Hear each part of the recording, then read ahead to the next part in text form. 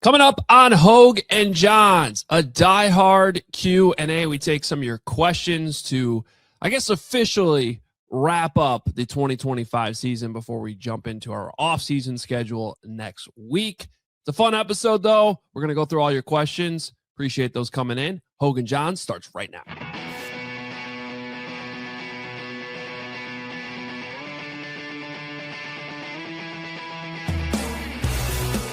What's up? Welcome in. Hoge and Jahns back with you. Presented by Old National Bank. Every play matters, whether it's on the field or in your financial life. The best teams win by delivering excellence at every level. Old National Bank, where relationships and results matter. Member FDIC. Jahns, I don't know if it's hitting Bears fans, but it kind of hit me today. I haven't really been thinking too much about the games being played this weekend. And there are football games, which we will discuss briefly at the end of this episode. I think I've spent more time thinking about this cold front that's in Chicago this morning, and whether or not this winter storm that is crossing the country and affecting, I don't know, a dozen states is going to impact my plans to watch those games. Like, am I going to have to get out and shovel 5 to 6 inches of snow, or can I just relax with 2 or 3 inches of snow and watch these football games? Is there a chance we're supposed to get a decent? I don't know. I thought it was just like, because I was looking at the weather. I was curious what the weather would have been had the Bears hosted a playoff game Sunday. Because my mind has been dipping a little bit into the stadium conversation now that we're in the offseason. And, I'm just thinking, the Bears are going to be relevant in future years. I mean, granted, that stadium's not going to get built for 20 years. But so it would have been, I think I looked it up, I think it would have been like a high of 17 and maybe an inch of snow on Sunday. Definitely would have been a weather game. Some models are showing more, but did you ever see that movie, The Weatherman, with Nicolas Cage, where people are just like throwing stuff at him on the street? Yeah, I have.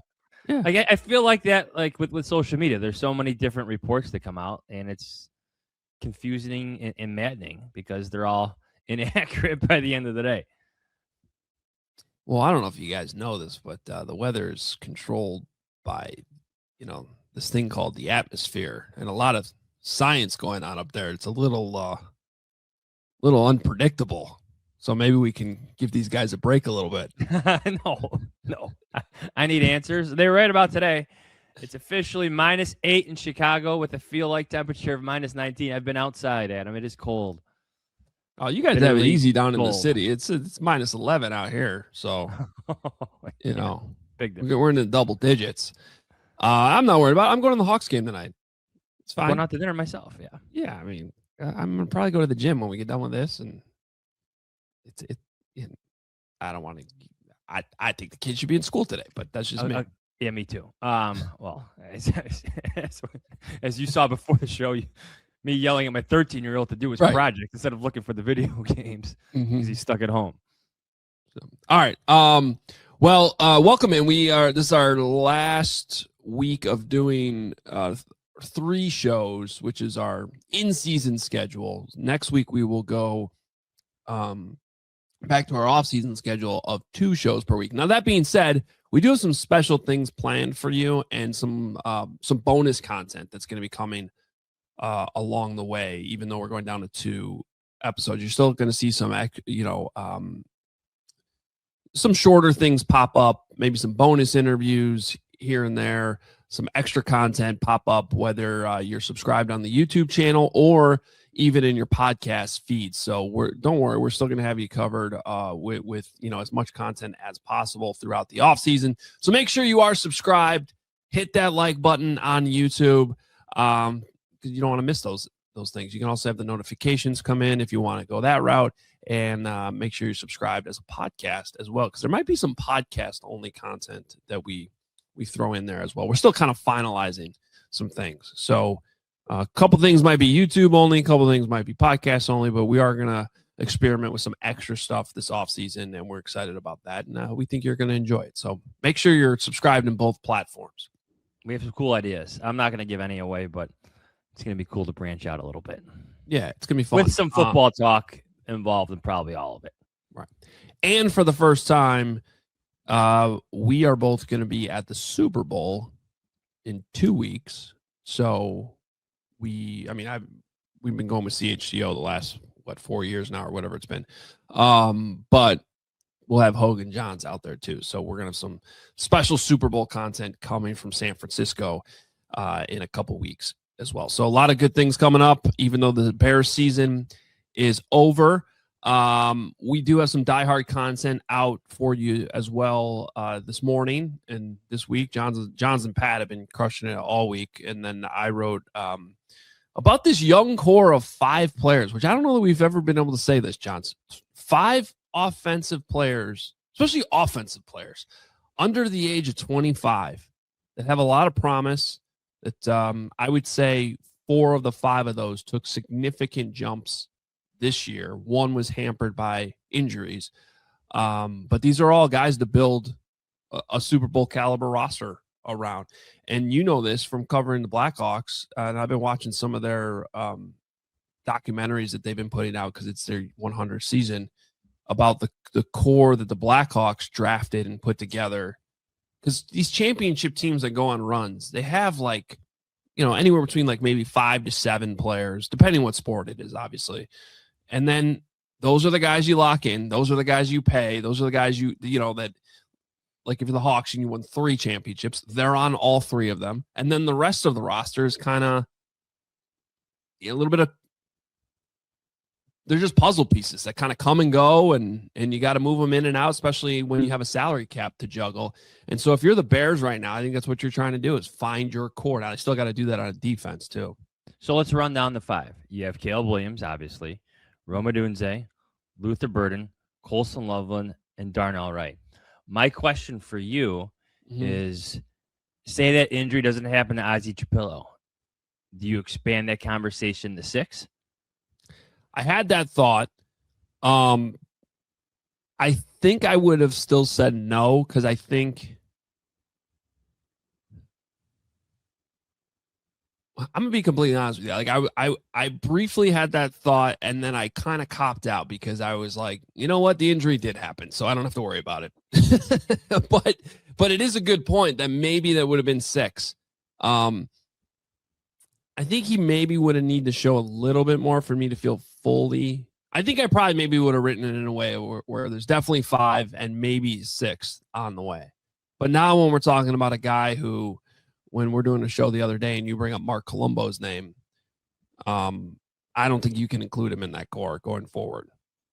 Not to say he can't come back and re-enter the picture. Right now, you can't really include him. We need to see it to believe it. Let me give you another offensive name. Now, he's outside your 25 and younger window, but he's just outside it. Cole Kmet. He's only 26. I know. I feel like he's been in the league forever.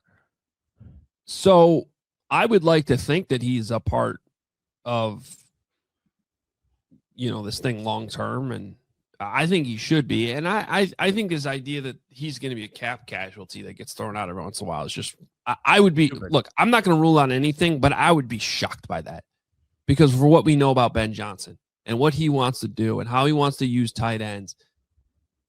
And now, is there I would say it, and they're not really up against the cap this year either. I mean, I know it kind of looks like that depending if you just look at the numbers, but they're not even close to being in a position like some of these other franchises where they're in deep trouble.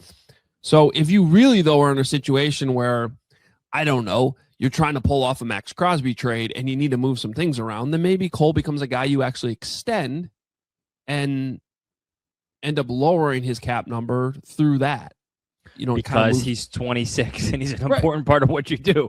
Exactly. He's 26 and he's a huge part of the offense. And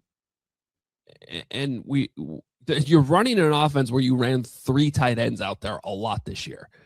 So to remove your best blocking tight end from that group, that doesn't make sense to me. And he's not a bad pass catching option either. Should we all just ignore that touchdown catch in the playoffs against the Rams? Yeah. Come on, everybody. Yeah. Well, part of the reason why he wasn't included in the 5 is, one, because I think there are some fair questions about. I mean, he might be 26, but he also just played his 6th season, and he's already on his 2nd contract. The five players I looked at in here are, all on their rookie contracts. Darnell Wright would be the closest to getting an extension, which I assume will probably happen this offseason based on how he played this year. So, at the very least, his 5th-year option will be exercised. Right. So it's a little bit of a different conversation for Cole Kmet, but I think that is cool that there's also other players that you can bring up on, that aren't necessarily going anywhere anytime soon. I think Jonah Jackson's one of those guys too. How old is Jonah Jackson now? I actually didn't even look that up. I actually just had that up. 27. Okay. Hold on. Let me confirm. Drew Dahlman is only 27. Jonah Jackson is 28. There you go. So in lineman years, it's pretty young. Right. I feel like some linemen can play well into their 30s. Just look at Joe Tooney. So yeah, on top of this core of 5, super young players that you can build around, there's still a bunch, there's a handful of other guys that I don't think are going anywhere anytime soon either. So anyway, check out the full piece on allchgo.com. You do have to be a diehard to read it, because it's not just me listing off 5 players. It's also me telling you what the film said about their 2025 season and the things that they can still do better. For example, Colston Loveland needs to be a little bit stronger at the point at the catch point, like hold on to the ball sometimes when it's either the drops or when it gets knocked out after you catch it. Those are the types of little things that I think all of these guys can take their game to the next level. And the cool thing is, I think for all 5 of them, especially I know people might be down on Roma Dunze a little bit. I'm not, if he's healthy. I think what he showed in the first 4 weeks of the season was very promising. It's just he got hampered by an injury that really just slowed him down the rest of the year. Oh, well, I think it changed the entire course of his 2nd season. And he said himself at the locker room cleanout day, he called it rough multiple times, but he tried not to make an excuse. But we all saw what he was dealing with at practice, his lack of availability in practice. So you hope he can just rest and get healthy and be better for his 3rd season. Yeah, and you can say that about pretty much any player. Well, what if he needs to stay healthy? Sure, I mean, but I'm going at this like you got to assume he's going to get healthy, and if he does, I still think he can be a really good player in this offense because he looked really good the first 2 games especially. He was awesome against the Lions. I think the Giants game he also was great. I think maybe at that point he was already banged up, but we'll see. I know we wanted to get into some coaching news as well off the top before we get to our diehard Q&A. Well, I know you've talked about it a bunch, but we really haven't talked about it here. Mm-hmm. You have Al Harris interviewing with the Packers. You have Declan Doyle interviewing with the Eagles. Who else am I forgetting? Is that it? Well, I have Ian Cunningham interviewing with the Falcons. I think that's it then, what we know from the coaches. Well, other than Bieniemy already leaving. Oh, yeah, Eric Bieniemy leaving for the Chiefs. Officially leaving. And they officially said goodbye to Matt Nagy, too. Like, I don't want to say too much about the coaches. This is what happens when you have a successful team. I mean, the Bears led the league in interceptions. Of course, Al Harris is going to get looks. Just look back at my story on him earlier this year if you're a diehard subscriber. I think he had an immense impact on that secondary. And Declan Doyle, obviously, with the connections with Ben Johnson and Sean Payton, he's going to get looks. I don't know if he's ready or if teams feel like he's ready, but obviously the interest is valid. But Eric Bieniemy leaving, I just feel like that conversation in Kansas City is so unique because Matt Nagy is coming out of contract, and Matt Nagy, like, how often, like, didn't Eric Bieniemy leave the Chiefs to kind of venture out and improve his own standing? Now he goes back. It's something that, I don't know, like when you look at Matt Nagy's credentials to be a head coach, it's something to be curious about. Yeah, I think so. And I don't know if he's completely out of the mix for other jobs at this point, but didn't he interview or was requested to interview for the Eagles OC job? Yes.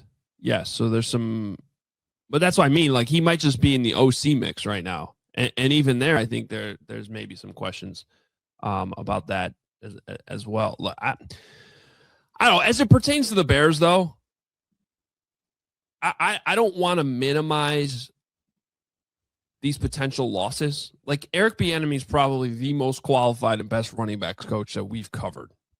Off the top of my head, I can't go through the list of 300 that they've had over that time, but so I don't want to say that doesn't matter. It does matter, but I do think it's also fair to point out that this happens every year. Coaches move around. That's part of why every team is different. Every year is different. No matter what you think the trajectory you're on, good or bad, things change. The rosters change and the coaching staffs change. But the good thing about what the Bears have is they have stability at the top of their offense and defense, which is pretty rare. Because I would say even these teams that have the head coach play caller set in stone,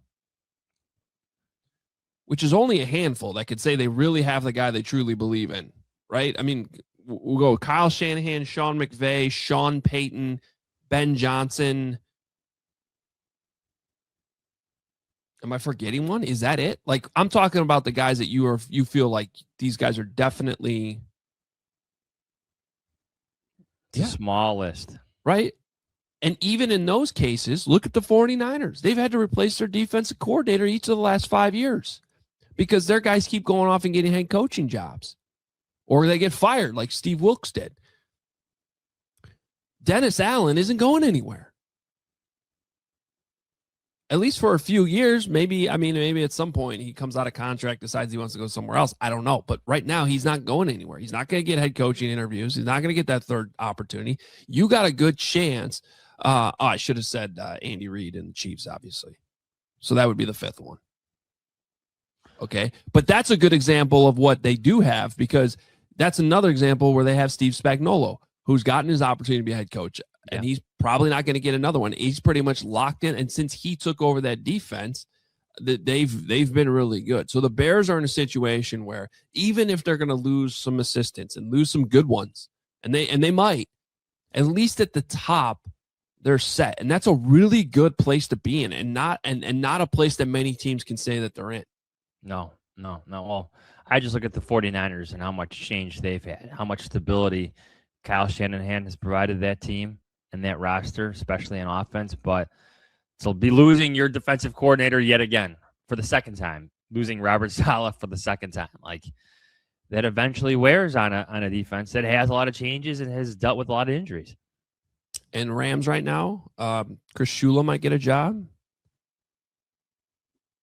We'll see. Even the Packers, they've had some changes at defensive coordinator since this whole Matt LaFleur run has started. Yeah, they struggled to get it right, and then they got it right, and then that guy got hired. and they're going to be going through that again now, which is why they're interviewing Al Harris. How do you think that? Now, Al Harris at least played for the Packers, so maybe that minimizes some of the awkwardness of that interview, but that had to be interesting, right? I honestly, I think there's probably zero awkwardness because Al Harris is beloved up there in Green Bay. Right. That's where he became a Pro Bowl player. He played a role in a lot of wins in the division, specifically against the Bears. So I'm sure it was all positive and little awkwardness with Al Harris up there. He is great to interview and talk to, by the way. Yeah. Like, if he leaves, I'll be disappointed as a reporter. Maybe my readers will be too, because he is a fantastic, insightful interview. Yeah, and I think he's on a list of guys you kind of know you're going to lose eventually. If you could squeeze out one more year of having him on your staff, and certainly not losing him to Green Bay would be ideal. But we have some questions about Al Harris coming up. Okay, good. That's a good tease. Here's our segue. Which we do have a Diehard Q&A coming up. If you don't know what that means, it means we allowed our diehards to submit questions. So one of the perks that you can have if you want to sign up to be a diehard, beyond just getting all the great written content that we supply you here at CHGO, John's especially pumping out the written work, and he's been doing an amazing job at that for years and years and years, but to have him as part of our CHGO team this year was great. So scan that QR code and you can use the code Johns to get in for just $36 your first year. That also includes getting a free t-shirt and 20% off all of our merch and events all the time.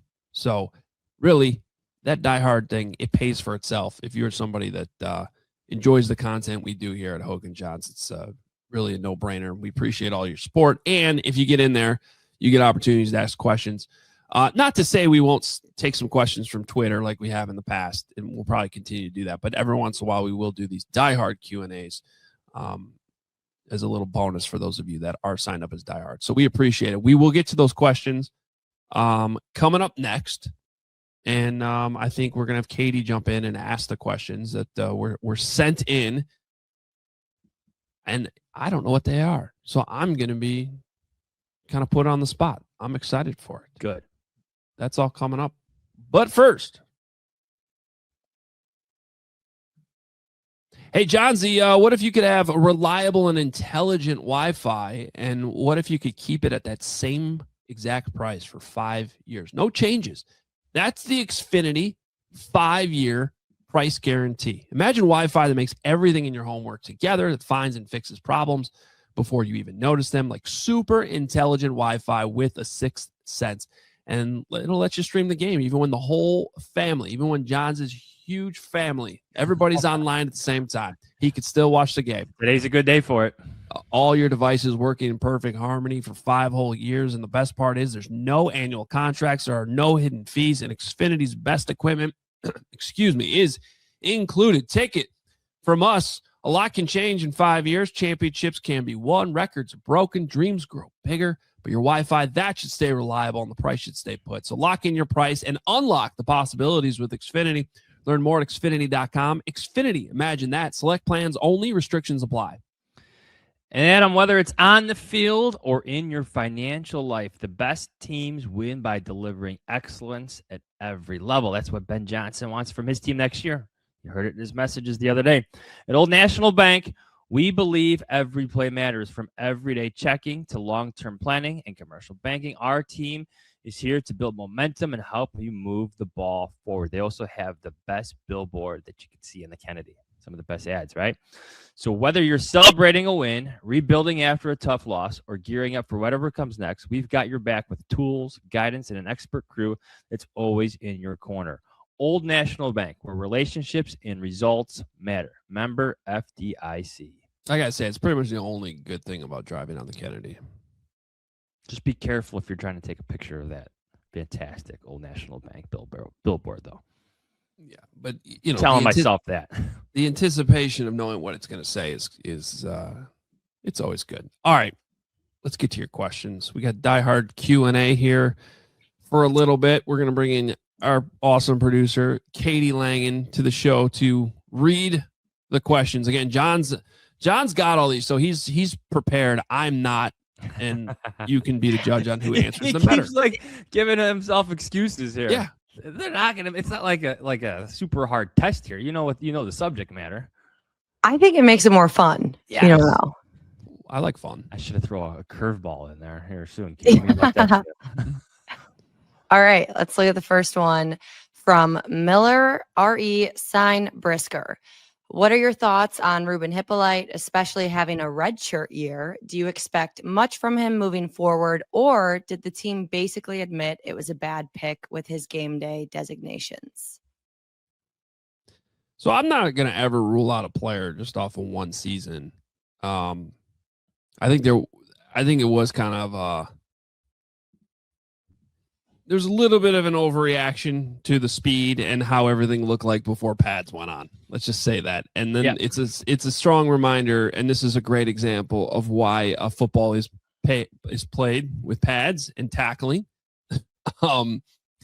And things changed when that all happened, and it was a little bit of a wake up for everybody involved, and maybe a lesson learned from a scouting standpoint too. That maybe the guy that wasn't even invited to the combine but ran a really fast 40 at a pro day, you don't need to reach for. What was it, in the 4th round, right? Mm-hmm.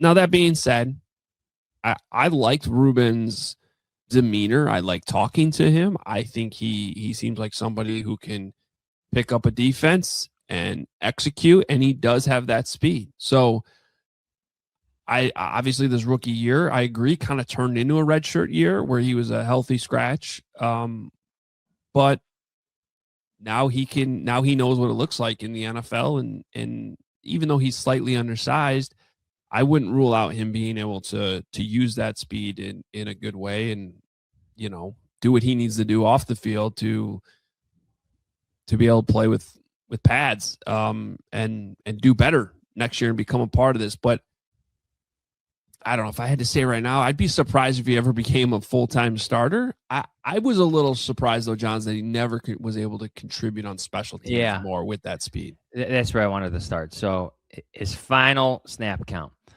This is during the regular season. 31 snaps on defense. That is 7% of all defensive snaps for the Bears this season. And only 82 special team snaps during the regular season. And he's an older rookie, too. He's 24 years old. I did expect that speed to stand out or just be a part of the Bears special teams. But for whatever reason, didn't win over Richard Hightower, didn't win over Dennis Allen. And Dennis Allen was the one who wanted to inject more speed into this defense. But it was Noah Sewell who took over the strong side linebacker role. And then DeMarco Jackson asserted himself. Like, he beat out Ruben Hippolyte for playing time as well. So that's a Dennis Allen acquisition as well. So I'm with you. I'm not giving up on Ruben Hippolyte, but at the same time, yes, you're left disappointed, especially because he couldn't become a contributor in special teams, and he's a 4th round pick. And it was also such a big storyline, especially in the second half of the season, about how they needed speed on defense. And it's too bad that he could not have helped there, because he did have the speed. But DeMarco Jackson played well. 100%. All right, next one. All right. From Austin, whose departure would be a bigger loss, Declan Doyle or Al Harris? Johnsy, first of all, I think I like both of these coaches a lot. So I don't, this feels like picking between my children. I don't really feel comfortable totally answering it, because it's going to feel like I'm knocking the other one. But having to pick one, I'm going to go with Al Harris, because I think his impact on the takeaways was measurable. And in so many ways, now I think the defense as a whole, it's obviously going to be a huge emphasis in getting more pass rush, and hopefully the talent is better next year. But the takeaways really salvaged a defense that was giving up a lot of yards throughout the entire season. So I feel like that would have a bigger impact than losing Declan Doyle, who I think is a really, really bright future coaching. I think he's, wherever he goes in the future, he's probably going to be a good OC and maybe get the opportunity to be a head coach at some point. But this is Ben Johnson's offense at the end of the day. And as good as Declan was, and I've heard a lot of good things from the players that related to him well, that have nothing but praise for Declan Doyle. I feel like if he moves on, whoever they bring in, it's still Ben Johnson's system. They're going to be held to Ben Johnson's standard, and you're probably still going to get some good results out of that guy as well. Yeah. The way I look at it is, well, number one, Declan Doyle's influence and impact on Ben Johnson's offense, kind of behind the scenes, is probably overlooked and underrated. Just like you said, just ask some of the players about his contributions, and you're going to get rave responses about Declan Doyle's influence offensively. But at the same time, I feel like there's a good group of young offensive coaches still there who could help pick up the slack. Press Taylor, Antoine Randall L., JT Barrett. So I think that offensive staff, in terms of youth and, well, the ability to connect with players, like it's still there. I agree with you. It's Al Harris. Dennis Allen said it himself. Wherever he goes, Al Harris, interceptions follow. It's why he was his top target for secondary coach. It's just the little statistics tell you that. His defensive backs produce takeaways. They produce interceptions. It's the way he teaches them. The story I did on him earlier this year about how they're not covering the player so much, but covering the concept. And he's like, and nowadays these offensive coordinators have so many different concepts. It's not so much about the routes they run. It's the concepts within the routes and how you can guard the concept. And I thought that was fascinating to hear that articulated that way. And I think that will appeal to a lot of teams.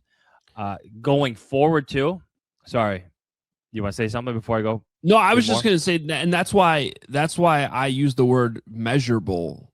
The takeaways are literally measurable because he came in the last 3 years in Dallas, they led the league in interceptions over that 3 year span. Now I haven't added this year to that, but with the amount of interceptions the Bears got this year, I'm assuming that the last 4 years Al Harris has been, his teams are still leading the league in interceptions based on what they did this year. They have to be. And here's why, like, Al Harris is my runaway winner with this question. And I mean this respectfully to Declan Doyle because I feel like his loss will be impactful whenever that happens for the Bears. Like Ben Johnson will miss Declan Doyle whenever that happens. But the Bears secondary, Adam, is in flux. Questions at cornerback, questions at safety, not a single safety under contract.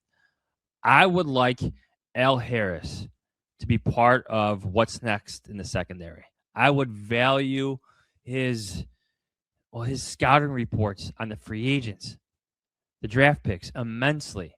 This is a secondary that needs an injection of youth. It's going to have a couple of new starters. The Bears would benefit greatly from Al Harris's input in all of those evaluations this offseason. Yeah, I agree with that. I agree. All right. Speaking of the secondaries, these two go hand in hand, so I'll read them back to back. From Not Audie, how do you see the Bears fixing the gap at safety? What kind of safety do you believe fits Dennis Allen's system? More of a roaming safety or a box? And does DA want two of the same type so they're interchangeable? And then going off of that, Jake M7 says, out of the four safeties that are all out of contract, who would you guys personally sign an extension to? Who do you think Ryan Poles and Ben actually sign? All right, so let me give you the four safeties, everybody. You have Kevin Byard, the All-Pro. You have Jaquan Brisker, your second-round pick from a few years ago. And you have two important special teamers, and Jonathan Owens and Elijah Hicks. From a snap count basis, so Elijah Hicks was on the field for only 6% of the defensive snaps, but he was on the field for 68% of the special team snaps. Jonathan Owens, all right, was only on the field for 4% of the defensive snaps, but he was on the field for 58% of the special team snaps. So there's your four safeties.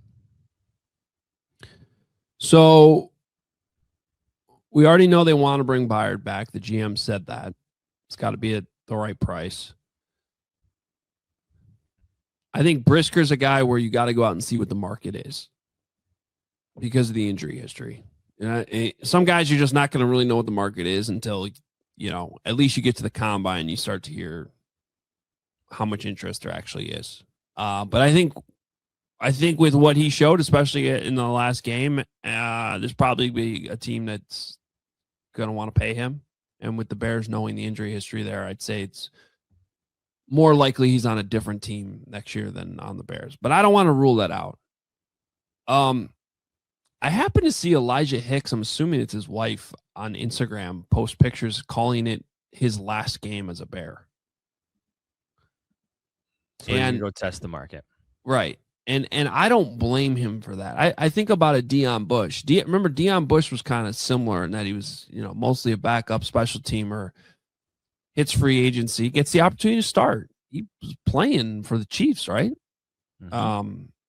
Guys want to play in this league. I don't think Elijah Hicks looks at himself like he's just a special teamer. And so if he can go get an opportunity, like a real opportunity to play safety on defense, he's probably going to go do that. Jonathan Owens has been in his league long enough that he might be more content to stick around here. So that one, I think he likes it here. He was literally handing out like that gray hoodie that Ben Johnson wore to every single press conference. Yeah, that was his hoodie. That was from Jonathan Owens.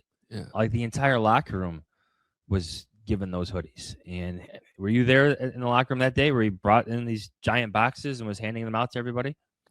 I don't know. It seemed like there were a lot of things being handed out on a lot of different days, like bottles of tequila, and it's also from Jonathan Owens. I know he's got some business things going on. Yeah, you can actually still get that sweatshirt on Amazon from Jonathan Owens. I have it. Yeah. There you go. That comes with the approval of the team too. I wouldn't be surprised if he's back. I think the bigger question here is like, what does Dennis Allen look for in safety? So I did a little research for you, Adam Hoge, since I was prepared for these questions. You weren't. Exactly. So Dennis Allen was in New Orleans from 2015 to 2024. And in that time, there were 3 safeties, 3 defensive backs, I think, worth mentioning. In 2016, the Saints drafted Von Bell with the 61st pick. The following season, 2017, the Saints selected safety Marcus Williams with the 42nd pick. 2 years after that, in 2019, the Saints drafted C.J. Gardner-Johnson with the 105th pick. But Bell and Williams are obviously more safeties. Now, neither of those players became like a 15-year career in New Orleans. They went on to different teams. But let me read you some of their draft evaluations. Okay? So this is Von Bell. This is the draft evaluation is from Lance Zierlein from NFL.com. I think he does fantastic work. All right? This is the overview. Though lacking in desired size and physicality, Bell has the ability to match up in space and is at his best when keeping the action in front of him, where he combines his vision, reactive quickness, and ball skills to go make plays on the ball. Bell lacks size and isn't an aggressive tackler, so he needs to prove he can run so that he locks in on his draft positioning as one of the top 5 safeties in the draft. And he had an AFC scout quoted, "He's not special, but he's solid. I need to go see him in person because he looks so small on tape, and he looks the same in person. You can't play him around the line of scrimmage, but he's got instincts in coverage." All right, so a ball hawk. The selection of Marcus Williams, which came the year later with a higher pick. All right, here's Lance Zierlein. He compared him to Justin Simmons. A ball-hawking free safety who has outstanding ball skills and shown a propensity for causing turnovers. He can play from high center field spot and utilizes his instincts to swoop down and challenge throws. He's able to get running backs down, but he's not physical enough to be a combination safety. NFL teams love defensive backs with athletic traits, instincts, and ball skills. If he works out well before the draft, he should move up team boards. So, to answer that question about what Dennis Allen looks for in safeties, it's Kevin Byard. A ball-hawking safety who can make plays on the football. Yeah. Which, I think Brisker was doing a pretty good job of that one, before. His best game as a Bear was that playoff game against the Rams. He was flying around. Yeah, and I don't know if he's playing hesitant earlier in the year just because, to try to show that he can play the whole season, and then maybe he unleashed it a little bit more. I might be projecting that a little bit. I don't know. But I also wouldn't blame him for that if that was the case. So I think you saw a pretty good glimpse of what he could still be. It'll be interesting to see what they do. But I could see them. This is a situation where it's probably good that you have free agency before the draft. If you can lock Kevin Byard up, bring him back, and then maybe draft another safety, I think that would make a lot of sense. Second, third round, something like that. Let's get one more question in here before we take our second break. Yeah. All right. From Vortex, with all of the injuries to starting players at the end of 2025, like Ozzie and TJ, Where does filling those holes in the roster rank about positions of need like safety and D-line? Well, I think left tackle is pretty high on the list, Johnsy. I mean, I would actually put it above defensive line, honestly.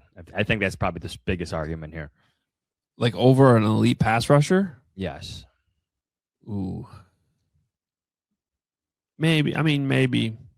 I like what they have on the rest of the offensive line more, though, than the defensive line. I know, but it's 2026. You have a young quarterback who you want to take the next step in his career, and you got an offensive-minded head coach. Right. Well, let's also not forget, as we talk about guys on expiring contracts, as good as DeMarco Jackson was, he's also somebody that is technically a free agent this offseason. So when it comes to the linebackers, here's the thing. It sounds like TJ Edwards is going to be, he was under the list of guys that will be back at some point in the offseason. So that I heard that as he'll be back for training camp, most likely. Now, I think even before that injury, though, maybe you need to have, maybe they're having internal conversations about how healthy TJ Edwards can stay, because he was nagged by soft tissue injuries all off season, or all regular season, I should say. And I think that his training in the off season was going to be an important step to remedy some of that stuff. And now he's dealing with an ankle thing that he's got to get fixed and rehab from, which can affect your off-season training. So it's and Tremaine Edmonds, he looked awesome earlier in the first half of the season. He was a Pro Bowler. Second half, not so much. So I think they have tough decisions to make there at linebackers. And similar to the conversation we just had with the safeties, what does Dennis Allen truly like at that position? Because remember, TJ Edwards and Tremaine Edmonds were Matt Eberflus additions. But didn't TJ Edwards get the extension post Eberflus? Like last offseason? Yes, right? He was originally, no, I don't think so, because he was originally on a 2-year deal. So that would have been going in a year. He would have needed an extension, because wasn't it a 2-year deal when he first signed? I forget. Hold on. I'll look it up right here. You got it? Yeah. I think everybody knows. Well, you look it up. I think everybody knows that the Bears need help on the defensive line. Oh, you're right. That was April. So, yeah. So 2-year, $20 million extension signed in April. So I think he's in good standing with Ben Johnson and Dennis Allen. To expand his I'm sorry. That, just to be clear, that extension was tacked on to this year. So it really goes into effect next season. Does that make sense? So he's signed through 2027. They got him on the books for 2 more. That 2-year extension starts next season. Yeah, he's not going anywhere. No, he's not. All right. To further this conversation, because I think we all can agree that the Bears defensive line needs some improvements. The question I have as we start to debate this in the offseason is how much do you think the Bears will rely on their evaluations of last year? If Grady Jarrett is healthy, can they count on that? If Dio Odangbo returns to whatever form they believed in free agency last year, can the Bears count on that? Shamar Turner, can the Bears rely on their draft evaluation of him going into their second year? So there's been investment made on that defensive line. I think everybody could agree they need more production, sack production, quarterback production out of that defensive front. Maybe that's Austin Booker not dealing with all the stuff that he did with early on in the year. So I think those are some important conversations behind the scenes. But compare that to left tackle. We know that Ozzie Chapillo is going to be out well into next year, maybe the entire season. And that leads that to be a wide open competition again. And I wonder how much the Bears will invest in fixing that, knowing how long-term that injury is for Ozzie. Yeah, I mean, I feel like there's usually a veteran tackle you can get for 1 year. But it's no guarantee that Ozzy's going to be the same guy after he gets fixed. That's what I mean. That's why I'm moving left tackle up. So maybe that's a position that all of a sudden you consider, like even in the first round, potentially, like they did last year. I mean, Kelvin Banks was high on that list, but he got drafted right before they picked. So, all right, we will take our next break. We got a few more questions though to wrap up, and we are also going to pick the championship games coming up on Sunday, AFC, NFC championship games. So don't go anywhere. But first, Adam, our friends at Sunnyside Dispensary are here to elevate the rest of this football season. We got the NFC, AFC championship games, and we still have the Super Bowl. So plenty of football. Sunnyside is your home for judgment-free shopping. They have a crazy selection with over 100 different strands to choose from with easy online ordering and in-store pickup. Wherever you are in Illinois, Sunnyside has a location for you. They have spots as far south as Champaign and as far north as South Beloit. Stop in the store nearest you for their expert guidance from their expert staff. Head to their website for bright buys every day, including 50% off your first 3 online purchases. Enter promo code HICHGO at checkout to qualify. For returning customers, use code CHGO50. Exclusions apply. Sunnyside Dispensary, bright buys every day, only 21 plus or Illinois medical card holders. So, Johns, I'm going to tell you about one of my newest favorite sponsors we have. I mean, we love all our sponsors, but it's somebody who love Goldbelly. I love food, right? So I love food, and we have a lot of people that listen to this show that don't live in Chicago but have ties to Chicago and may miss Chicago's food because Chicago foods. I'm going to be downtown that night. I can't wait to eat. Okay, and by the way, restaurant week starting today, but. So you might be missing your Giordano's or your Lou Malnati's or Pequods. I mean, there's just so much pizza. You can also get Chicago-style hot dogs. Go to goldbelly.com where you can get 20% off with code BEARS. And you can order wherever you are. You can order Al's Italian beef. And it's not just Chicago food. You can order from anywhere. So if you live in Chicago, you can get food from elsewhere. I got those buffalo wings straight from Buffalo, the authentic ones. So go check it out. Whether you're just looking to turn game day into an unforgettable experience or with friends, or you want to impress a loved one on Valentine's Day, go to goldbelly.com. You'll get 20% off your first order with promo code BEARS. And again, that's goldbelly.com, code BEARS. You'll get 20% off your first order. It is awesome. All right, a few more questions. Can't wait to be surprised by these ones now. All right. These last two we have are both about DJ, so I'll read them both back to back. From Kurt Alert, there has been a lot of angst among fans about DJ's fit within Ben's offense based on what his strengths and weaknesses are. DJ is an incredibly talented receiver, and trading him away for pennies on the dollar seems rough. Is it unrealistic to think that a ninth-year wide receiver with a full offseason to focus on whatever Ben really needs / wants him to be could develop those shortcomings? And that goes hand in hand with Joe Mama, who says, what percentage chance do you think DJ Moore will be on this team next season? Joe Mama. So we got a few questions about come on. Classic. We got a few questions about DJ Moore. Bailey in the Discord wrote like an essay, not so much a question, but an essay about DJ Moore's place on this team and what trade value there could be. To answer Joe Mama's question, like right now, I want to say, I don't know why doubt's creeping into my mind. Maybe it's because of Ryan Poles' answer the other day, since he kind of left it open there in the middle of it. But maybe it's 70%, 75% that he's on this team, and it's 25% that he's not. To me, I would keep him. He's too valuable. He's too important. You still have questions about Rome Odunze and Luther Burden, developing and whatnot. Like, I still think you need DJ Moore on your roster in 2026. It's always like you weigh the cost of moving him, right? And the way his contract is set up,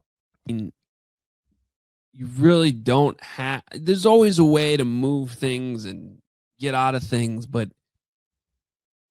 to trade him, this isn't working right now. I was trying to look up what the cost would actually be. There's always a dead cap hit even for just trading a guy, right? Yeah. Yeah, it's not loading. Point is, it'd be a lot. I'll get it. Yeah, I don't. And for some reason, it's not. I think I'm having a computer issue here because it's just not the thing I'm clicking to see how much it would cost. It's not clicking. So it becomes: would you rather have DJ Moore, or would you rather pay to not have DJ Moore? Because that's the point. You're going to pay. You're going to have dead cap money on your books to not have his production. So whatever you're getting in return must be really good. But if they're taking on a big contract too, I don't know. My instinct is to say he's more valuable on the team than off it. So just looking at the spot track numbers for DJ Moore's contract in 2026. He's got a base salary of basically $23.5 million. He's got a signing bonus of $4 million. He's got some in-game bonuses. He's got a workout bonus. He's got a cap hit 28.5. But the dead cap number right here is the big one, 35.5 million. So the numbers say he's going to be on the team, and even like, I don't know, Adam. I don't understand the arguments to completely remove him and trade him. Well, but as I look at this one, so he's got one of these contracts where the next year's salary fully guarantees on the third day of the new league year. So that's probably a day to keep in mind this offseason as we're talking, because according to what I'm looking at here, $15.5 million of his 2027 salary becomes fully guaranteed 3 days after the new league year starts in March. 2026. Okay, but so give me the argument for getting rid of him. Well, I'm trying to give you one. I mean, that would be the reason. To avoid the money guaranteeing the following year. Right? So, but that doesn't solve your problem. Like, you're basically taking a huge hit to just get out of a contract. I don't view this situation as something you're like desperate to get out of. You still you need DJ Moore. You still have Caleb on a rookie deal the next couple of years. So even if he's still on the team in 2027, I feel like you have the space to do that. And it's not like are you overpaying for him? Yes. Is he a bad player? No. And he played through a lot this year. I mean, he was singled out the other day in the press conference as somebody that other players felt like they couldn't stay off the field because he was on the field. Like, they don't want to let him down. That's somebody you want on your team. So I think we've kind of jumped the shark on this DJ Moore criticism, haven't we? I understand some of it, but at the same time, like, if you want to expand this, Rome Odunze dealt with a foot injury throughout the entire season. And he's got to prove himself in 2026. Luther Burden, as you put in your column, and I think this is fair, still has to figure out the offense, which is to be expected because he's a rookie. Yeah. I know you have Colson Loveland. I know you have Cole Kmet. I know you have two running backs you trust, but I don't know if the Bears are in position to just completely give up on offensive weapons. That doesn't seem like the Ben Johnson philosophy. I think he wants more weapons, and he's a good weapon, as we saw against the Green Bay Packers, DJ Moore. It looks like I'll do more work on this. Well, and this is the type of thing. This is that type of thing where, not knowing this question was coming, this is an important discussion, but these contracts can become pretty complicated, and you really got to look at it a lot. You also have to double check them off different sites. But here's the thing too. I know what you're saying. The best example. This is a great example of how fluid the salary cap is. just because you see the Bears up against it and you think they need some flexibility. There are so many flexibility already provided within all these contracts. Yeah. You have to go through them almost individually to help create it. And Matt Feinstein, he knows this better than anyone. He's the Bears salary cap guru. There's ways to get out of this. There's a way to improve your cap standing. It looks like 2027 is the year where. Yeah, the out is after 2027. Right. Which would coincide with second contracts coming for Roma Dunze and then Luther Burden. But I think you can even do it after next year, it looks like. Looks like there's $20 million potentially of cap savings. That's where I don't know if that's 100% if that is counting the money that'll become guaranteed this March, if he's still on your roster. So whatever. I get the questions. I get why it's going to be a conversation. I don't want to have that conversation every single podcast of this offseason, though. Max Crosby and DJ Moore. How many times are we going to say those names this offseason? I think the more realistic option is Trey Hendricks and everybody. Well, that one you might actually be able to get pretty cheap. Yes, there we go. But also, he might be injured and not the same player. So, all right, was that it for the questions? No, we have more, but we have to get out of here soon because you have to go talk on another podcast about DJ. Well, I'm not on that show today. No, Greg Braggs is doing a full Max Crosby special already. See what I mean? He's going to do exactly what he did with Trey Smith last year, and just like try to speak it into existence. Yeah, he like at the Super Bowl, he asked every single person possible about a guy who ended up not even be available. So, but we get why people are excited about it. So, I think they even have a guest, like a Raiders guest, on the show today. I have a doctor's appointment later, so I will not be on that show. But it should be coming up right after this one because we did not do this show live today. It should be premiering at noon, which means CHGO Bears is coming up right after this. All right. Real quick before we get out of here. 2 games this weekend. Patriots at Broncos. This is the first one. 2 p.m. on CBS on Sunday. The Broncos are 4.5-point dog at home. Yeah. Wait. Oh, yeah, they're getting 4.5. Well, yeah, they don't have the starting quarterback. I love a good underdog story, but part of me also wants to see a great Super Bowl. So give me Drake May reaching the Super Bowl in his second season. Maybe the Broncos cover, but I think this storybook run from the Patriots continues. This won't be an easy game by any means against the Broncos defense. They are outstanding. They're going to get after Drake May, and he takes a lot of sacks. But I think Drake May will make a few more quarterback big plays that's needed to get this win. So this line was 5.5, and it confused me because we're either saying the Broncos were going to be dogs to begin with, or Bo Nix is worth a full touchdown. I think my point is, I think they're kind of overdoing the Bo Nix injury here. So I'm going to take the Broncos to cover, and I think they might still win the game.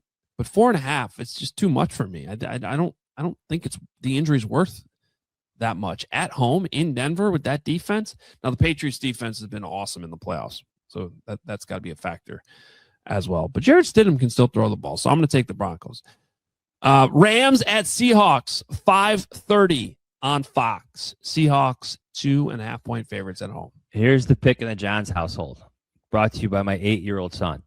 I never want to hear the word Rams again. Seahawks. I'm also going with the Seahawks. I just think that they're the best team right now, and the Rams weren't even the best team last week in Chicago. They managed to survive. I don't think that's going to happen in Seattle this week. So, all right, those are your picks for the 2 games. We got to get out of here because CHGO Bears is next. If you're watching on YouTube right now, check that out. And if you're watching or listening later, check it out anyway. Go to both of the YouTube channels, hit subscribe to both podcasts. We greatly, greatly appreciate it. We're going to be back Monday to talk about the games. So we will have an episode for you Monday. We will talk about what happens Sunday and whatever coaching news happens over the weekend as well. We'll talk to you then.